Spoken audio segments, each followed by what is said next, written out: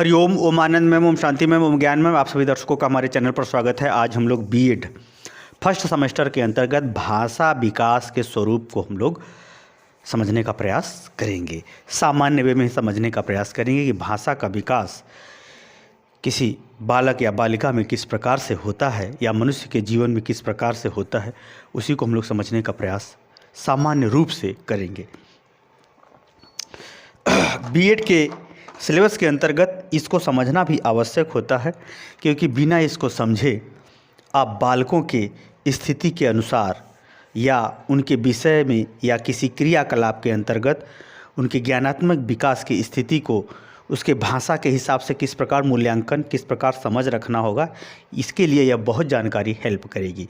तो आइए हम लोग इसमें देखते हैं। अगर हम भाषा विकास की बात करें तो पहली अवस्था जो होती है, यानी भाषा विकास का जो प्रथम चरण होता है, उसमें बालक क्या करता है? क्रंदन यानी रोना।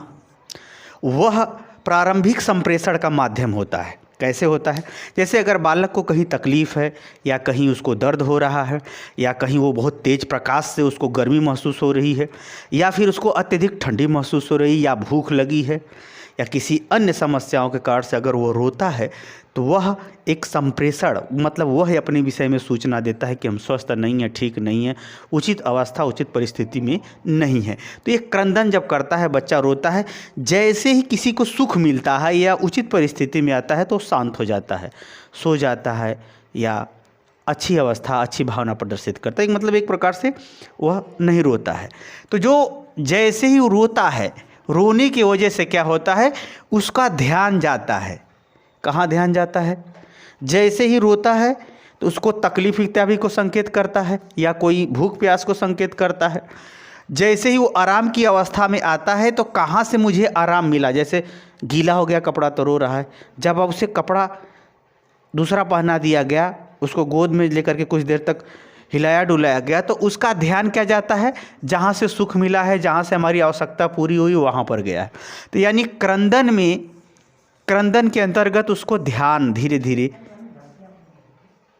साधनों पर या साधन देने वाले पर जाने लगता है। तो क्रंदन के साथ ही कुछ दिनों बाद ही उसके अंदर क्या होता है?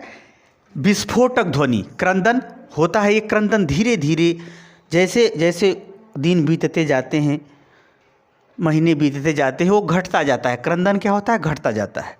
और जहाँ से उसे सुख सुविधा आवश्यकता पूरी हो रही, उस पर उसका ध्यान जाने लगता है।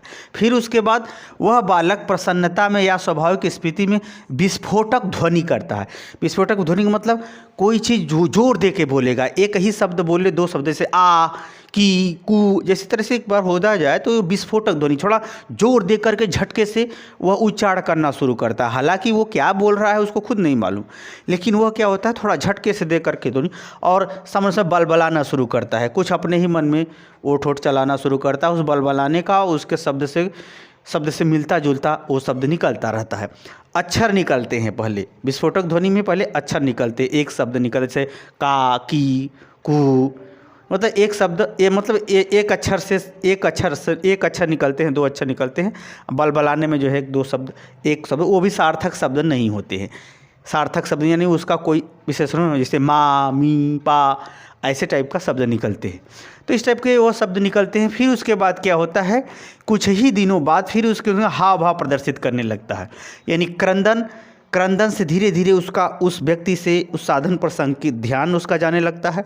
फिर उसके प्रति जो हाँ से जिसके माध्यम से वो सब सुख सुविधाएँ या अपने आप को आराम महसूस कर रहा है, उसके तरफ उसका क्या होता है?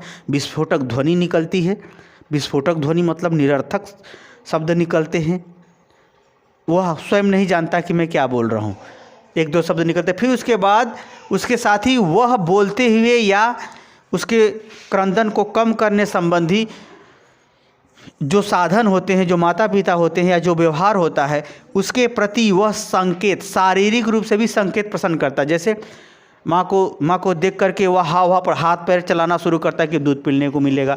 उसी तरह से कोई उसे घुमाने ले जाएगा, मतलब साल डेढ़ साल के में यह क्रिया घटित होती है, तो वह शारीरिक रूप से उसको देख करके हाव भाव हाथ पैर चलाना शुरू किया। एक प्रकार से शारीरिक और सांकेतिक दोनों हाव भाव प्रदर्शित करना शुरू करता है। फिर उसके बाद क्या होता है? संवेगात्मक। फिर इसके बाद इन्हीं सब अवस्थाओं के साथ ही वह संवेगात्मक अभिव्यक्ति जैसे हंसी प्रदर्शित करना, मुस्कुराना, संकेत करना या दोहराना या मुंह बजाना, ये सब चीज़ें क्या होता है, भावात्मक अभिव्यक्ति करने लगता है। भावात्मक मतलब उसके चेहरे पर संवेदना दिखने लगती है, क्रोध की, प्रसन्नता की, दुख की, निराशा की, सुस्ती की।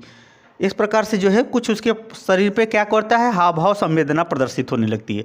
तो सच पूछिए तो ये जो 4 अवस्था है, क्रंदन यानी रोने से संप्रेषण का माध्यम उसका शुरू होता है, जो संकेतात्मक स्थिति का आते आते 1-2 शब्दों तक बदलता है। 1-2 शब्द के साथ साथ फिर वह हाव भाव संकेतक शारीरिक संकेतात्मक स्थिति प्रदर्शित करता है। फिर वह संवेगों के माध्यम से जहाँ प्रसन्न रहेगा वहाँ खेलेगा, उससे बात करना चाहेगा या उससे वह इंटरेक्शन ज़्यादा करना चाहता है। तो ऐसी परिस्थिति के कारण से धीरे धीरे शब्द रचना की स्थिति तक, उसके विकास की स्थिति यहाँ तक पहुँच जाती है। ये सब मिल करके उसको अक्षर शब्द की रचना की क्षमता का विकास कर देते हैं। यानी ये चारों अवस्थाएं मिलकर क्रंदन, विस्फोटक ध्वनि बलबलाना, हाव भाव संकेत शारीरिक स्थिति, संवेगात्मक अभिव्यक्ति जिसमें वो हंसना, मुस्कुराना, क्रोधित होना, निराशा होना, प्रसन्न होना, ये सब चीज़ें जो है सब मिल करके उसे शब्द के निर्माण, शब्द के प्रयोग, शब्द के समझ इत्यादि की क्षमताओं को प्रदर्शित कर देते हैं, अर्थात भाषा विकास का प्लेटफॉर्म या स्तर तैयार कर देते हैं। फिर उसके बाद क्या होता है, धीरे धीरे इन सब क्षमताओं का, ये चारों क्षमताएं एक साथ काम करती हैं।